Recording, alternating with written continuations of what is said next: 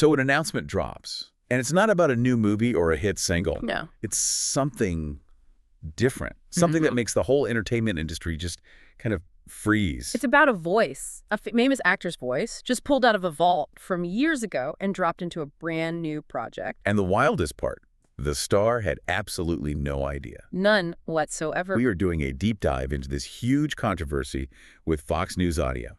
They're planning to launch this big podcast, the Life of Jesus podcast, for November 2025. And the cast list they announced was, it was stacked. Kristen Bell, Brian Cox, Malcolm McDowell. But here's the twist. Yeah. The actors themselves were reportedly shocked. They were completely unaware their names and their voices were attached to this. Right, because the audio isn't new. It's from, 15 years ago, from a 2010 project called The Truth and Life Dramatized Audio Bible. And that's the collision we're looking at today. You have this old recording that was made for one thing, and now it's being repurposed for the 2025 streaming and AI world. It really exposes this massive legal hole that technology has just blown through old contracts. So the whole conflict, it really just boils down to one question, doesn't it? It does. Does a contract you signed back in 2010, before AI voice cloning was even a thing on anyone's radar, give a company the right to use your performance in a totally new 52-episode podcast today?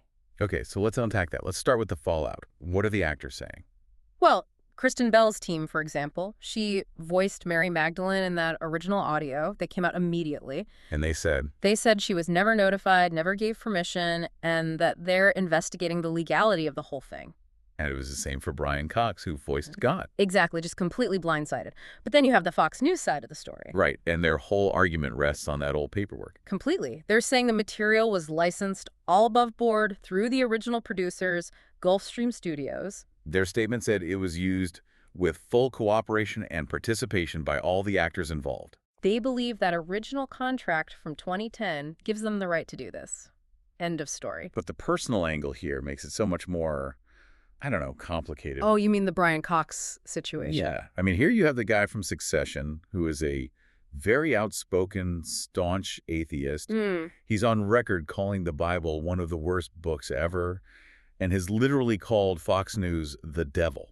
And now he's the voice of God on a Fox News podcast. The irony is just, it's off the charts. It really amplifies that feeling of violation, doesn't it? It absolutely does. And it shows how much an actor's brand and public persona can change in 15 years. The legal system, though, it doesn't really have a clear way to factor in that kind of reputational damage. So what are the lawyers actually looking at? What's in these old contracts? Well, the dispute is almost certainly going to hinge on what's called sweeping language. Okay. Back in 2010, it was standard practice for producers to put in these clauses giving them rights in perpetuity. In perpetuity, so forever. Forever. And across all media, now known or hereafter devised, they did it to future-proof the content, for things like DVDs or Blu-ray back then. So if the contract says forever and all media, isn't that kind of an open and shut case for Fox? Yeah. What argument do Kristen Bell's lawyers even have? Well, the argument pivots. It's less about usage and more about compensation and context. How so? When they signed on in 2010, they were paid a flat fee for a specific product. It was a CD box set, maybe a digital download, a one-time sale. But a 52-episode streaming podcast is a totally different business model. Exactly. It's a continuous revenue stream from subscriptions, from advertising. The argument is that the original flat fee could never have covered the commercial value of this use. It's so far beyond what anyone contemplated back then. So it starts to feel like misappropriation. That's the word. And that's where a really fundamental legal concept comes into play to protect performers. Which is? The right of publicity. Okay, break that down for us. Think of it like this. You own your face, you own your name, and you own your voice, especially if it's distinctive. It's your personal brand, and you get to control how it's used commercially. And this isn't some new idea that came about because of AI, right? This has been around. Oh, for decades. The legal groundwork was laid a long, long time ago. You have these landmark cases, the Bette Midler and Tom Waits cases. Right, I remember those. They established a really clear standard. If a voice is super distinctive and well-known, you can't just hire someone to imitate it for commercial without permission. Because you're stealing the value of their identity. You're stealing their endorsement. And what's so interesting about the Kristen Bell case is that they're not using an imitation. They're using her actual voice. Which feels even worse. It does, but the violation is the same. It's an unauthorized commercial association. Fox News is just trying to use that 2010 contract as a shield instead of a sound-alike actor. This kind of ambiguity, it feels like it's exactly why everyone in Hollywood and state governments is starting to panic now. Precisely. The old legal framework is just too slow for the speed of digital technology. So you're seeing this rush of new laws trying to patch these loopholes. What kind of laws we're talking about? Well, look at Tennessee. They passed the Elvis Act, which explicitly protects against AI mimicking a person's voice or likeness. Okay.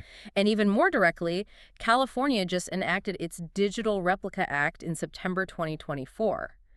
That law specifically gives actors a way to sue over the unauthorized use of an AI-created digital replica of their voice. So these new laws are trying to make it crystal clear that you need fresh, informed consent for these new uses. Exactly. They're trying to build a legal wall around the problem, and the industry unions are doing the same thing. So what's the standard now if you're a SAG-AFTRA actor? The standard now is explicit, informed consent. Modern contracts demand it.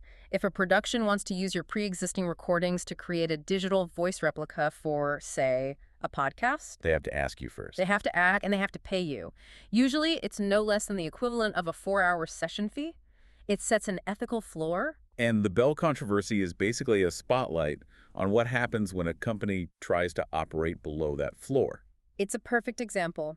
But we have to remember, this whole fight over an old recording, it feels so intense because of what's lurking just behind it. You mean actual AI voice cloning? Yeah. We have to shift from talking about reusing old audio to creating brand new, totally synthetic audio from scratch. That jump is huge. And some of the examples of misuse are genuinely terrifying. This isn't just about actors anymore, is it? Not at all. It's corporate fraud. It's personal security. Remember that story about the UK energy firm CEO? The one where the scammer faked his voice? Yes. They used a deepfake audio clone of his voice to trick an employee into wiring 220,000 euro. It was that convincing. Wow. And you hear about the personal violation, too. People like David Attenborough, whose voice was cloned and used for, I think, partisan news clips in the U.S. He said he was profoundly disturbed. It's the theft of your identity used for things you find repulsive. And then, of course, there was the whole Scarlett Johansson and OpenAI situation. That was a huge one. She said she was shocked and angered because the new AI voice, Sky, sounded eerily similar to hers. Especially after she had already told their CEO, Sam Altman, no. Right. She said the voice was so good that her closest friends couldn't even tell the difference. That shows you how precise this technology has become. And that precision is creating this immense economic pressure on the whole voice acting industry. Absolutely. We're talking about AI voices that cost literally pennies per use. Emmys. Compare that to the hundreds, maybe thousands of dollars for a human voice actor for a single session. That cost difference is creating a massive gravitational pull towards AI. But it's not all scams and market disruption, is it? There are companies trying to build an ethical framework here. They're trying. You're seeing this big push toward licensed AI audio. A company like 11 Labs, for example, they launched an iconic voice marketplace. How does that work? It's all based on consent. They partner with rights holders, living actors like Michael Caine, or even historical figures to ethically license synthetic versions of their voices. Matthew McConaughey is involved with them too, I think, as an investor. He is. He's using their tech to create an AI-powered Spanish version of his newsletter, all using his licensed synthetic voice. So that model feels like the direct answer to the Kristen Bell problem. It's the solution. Instead of a vague contract from 2010, the actor records their voice once, they control exactly how it's used, and they get paid royalties for every use. So they become IP owners, not just hourly workers. That's the goal. It gives them back the control and the compensation that these old legacy contracts completely failed to provide. So if we pull it all together, this Kristen Bell situation is really like a warning shot. It's showing us that even with simple old human recordings, our contracts are broken. Mm-hmm. And that's just the prelude to the much bigger, much more complex battle over true AI cloning. The fight, at the end of the day, whether we're talking about a Bible recording or a synthetic replica, is about one thing: control. Control over your own identity in a digital world. Exactly. And that means everyone, from professionals to just, regular consumers, needs to be incredibly vigilant right now. Which brings us to a final thought for you to take away. So far, all the legal panic has been about protecting celebrities, because that's where the big money is. Right. But as this technology gets better and cheaper, anyone's voice, your voice could become distinctive enough to be stolen or repurposed. Yeah. So, if the legal system is busy protecting A-listers, what's step one for the rest of us? I think step one is awareness. If you're a professional, you have to start demanding contracts with explicit language about digital replicas and synthetic voice generation. Get it in writing. Get it in writing. And for everyone else, you need to start paying attention to new services that can verify audio, things like AI detection and digital watermarks. Adopting them now could future-proof your own digital identity. A critical question for all of us as we try to navigate this new world where the tech is always one step ahead of the law. You've been listening to The Deep Dive. Thanks for tuning in. And don't forget to subscribe for more deep dives into the stories shaping our world.